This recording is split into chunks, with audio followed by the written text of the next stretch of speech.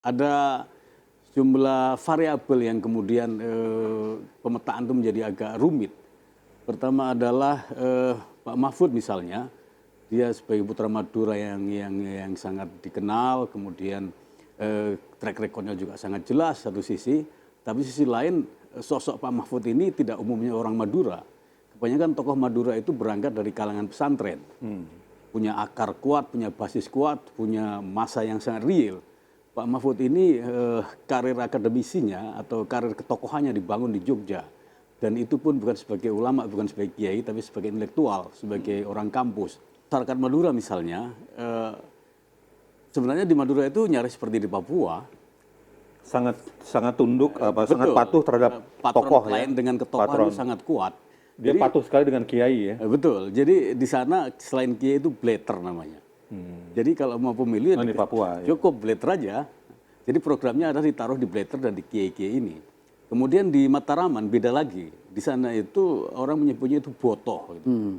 Botoh ini adalah tokoh informal, tokoh-tokoh preman, tokoh-tokoh yang non pesantren misalnya, dan cukup mendekati mereka untuk jadi pemilih, untuk menggait pemilih itu.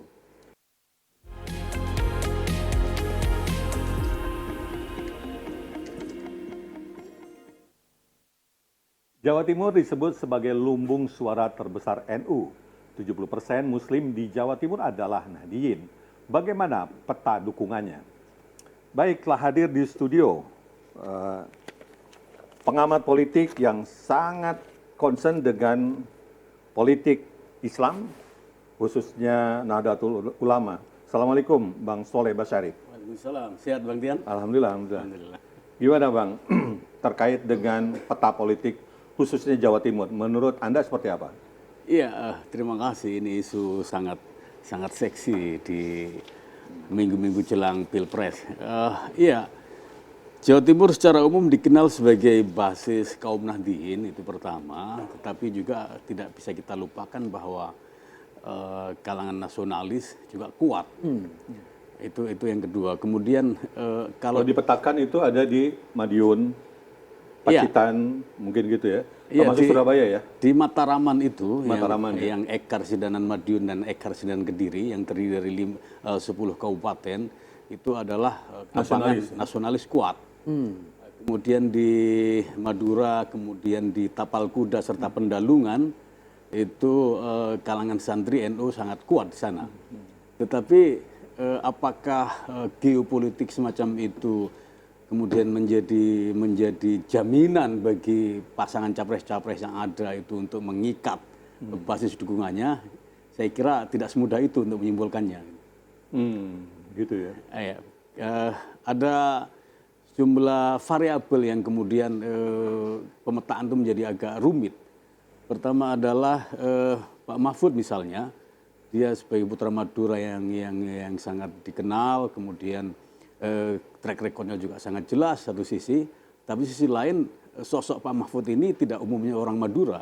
Kebanyakan tokoh Madura itu berangkat dari kalangan pesantren, punya akar kuat, punya basis kuat, punya masa yang sangat real. Pak Mahfud ini karir akademisinya atau karir ketokohannya dibangun di Jogja, dan itu pun bukan sebagai ulama, bukan sebagai kiai, tapi sebagai intelektual, sebagai orang kampus. Jadi tidak terlalu signifikan berdampak ke akar rumput ya? Betul sekali. Jadi Pak Mahfud tidak serta-merta membuat tiket Madura dalam konteks pencapresan ini.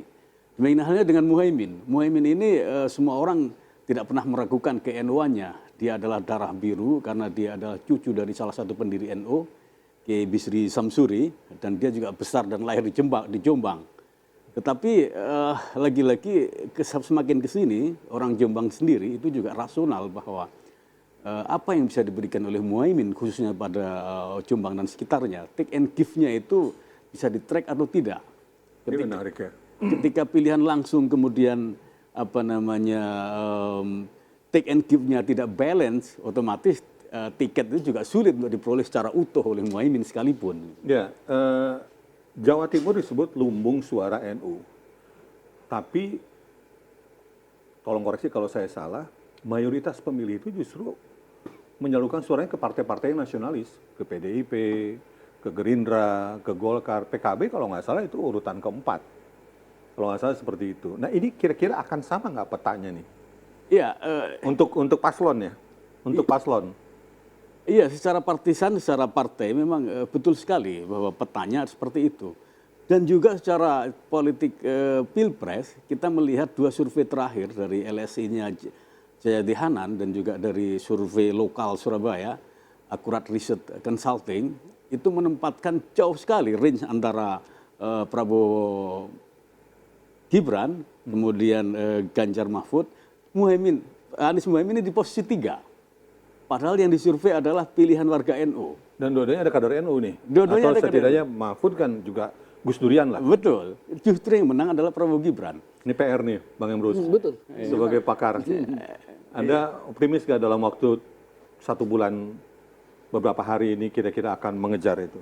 Baik, karena kita yakin betul seluruh rakyat Indonesia, termasuk warga NU sebagai individu dan warga Jawa Timur gitu ya, bahwa mereka sudah sangat rasional lah. Jadi tidak lagi pendekatan konvensional. Mereka akan melihat program yang ditawarkan, yang lebih rasional. Karena apa? Ketika orang mengambil keputusan nanti, lebih cenderung adalah pertimbangan rasional. Apakah menguntungkan kami? Apakah menjawab permasalahan? Nah, 21 program yang ditawarkan oleh calon nomor 3 itu sangat rasional. Bisa dikatakan bahwa sesuatu yang bisa memecahkan berbagai persoalan. Oleh karena itu, bahwa dengan pendekatan-pendekatan komunikasi antar pribadi, dengan tanda kutip ya, dengan operasi senyap tadi dalam arti yang positif, sehingga kami bisa menjelaskan program yang 21 ini bisa menyelesaikan berbagai persoalan. Kita misal satu contoh, misalnya di dalam konteks penegakan hukum, dan ini selalu kami sampaikan, dan ternyata masyarakat menerima ini, bahwa persoalan bangsa kita sekarang, kenapa kita tidak maju, karena penegakan hukum tidak jalan. Coba lihat misalnya, dari sudut sumber daya manusia, Indonesia dengan Singapura, Indonesia dengan Inggris, IQ-nya kita tidak kalah. Betul, tapi yang 21 itu Anda yakin bisa dimakan oleh konstituen? Karena kan pendekatannya masih primordialistik loh Bang. Itulah yang kami mau jelaskan.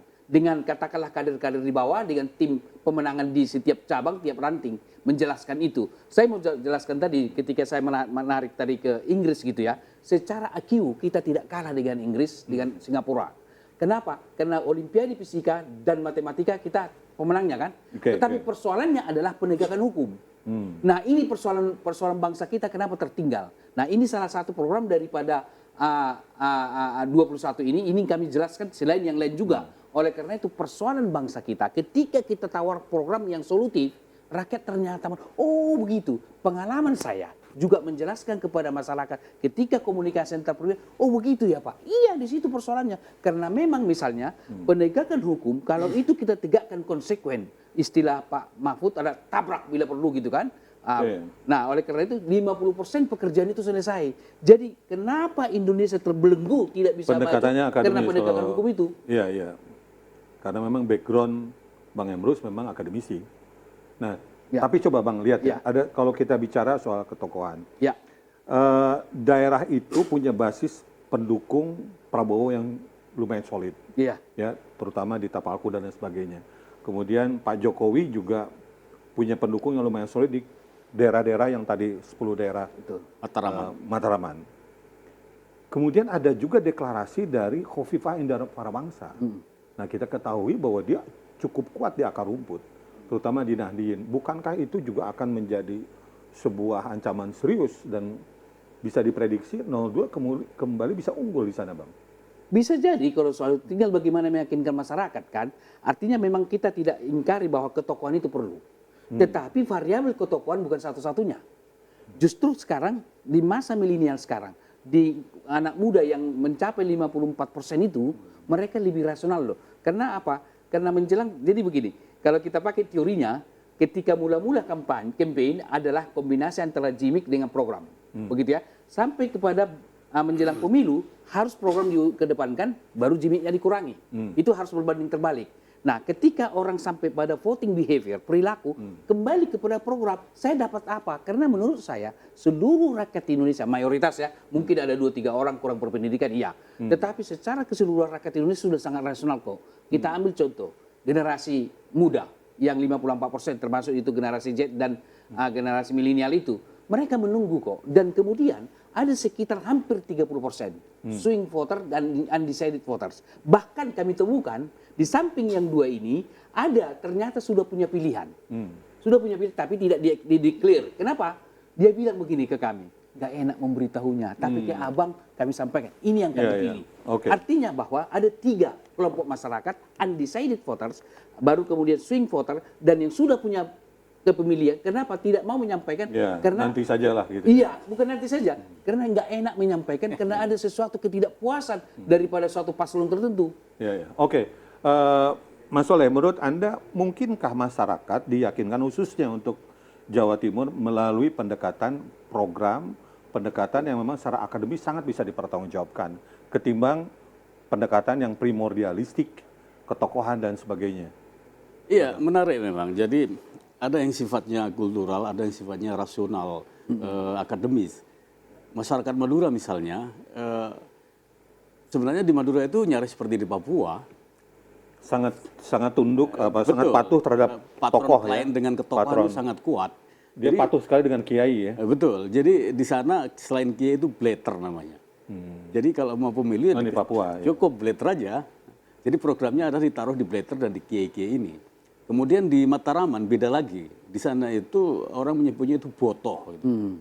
Botoh ini adalah tokoh informal, tokoh-tokoh preman, tokoh-tokoh yang non pesantren misalnya, dan cukup mendekati mereka untuk jadi pemilih, untuk menggait pemilih itu. Nah, sama halnya dengan di Pendalungan. Pendalungan ini adalah masyarakat Madura, tetapi yang bukan di tapal kuda. Ini karena mereka lebih membaur dengan masyarakat Jawa, jadi kesimpulannya apa, Mas? Maaf saya potong ya. Kesimpulannya, Anda yakin pendekatan yang lebih rasional lebih akan berdampak atau yang kultural? pendidikan programatik itu pasti berdampak. Tetapi programatik itu harus dipilah bahwa di daerah Mataraman, Pendalungan, serta Tapal Kuda itu harus door to door atau one man one program, katakanlah begitu dalam tanda kutip. Oke. Sementara kalau di Madura itu cukup dengan pegang tokohnya saja. Oke, jadi masing-masing wilayah didekati dengan cara berbeda. Cara yang berbeda. Saya akan lanjutkan ya isu ini di Oke. segmen berikutnya. Baik. Pemirsa Jak Forum akan kembali setelah pesan-pesan berikut.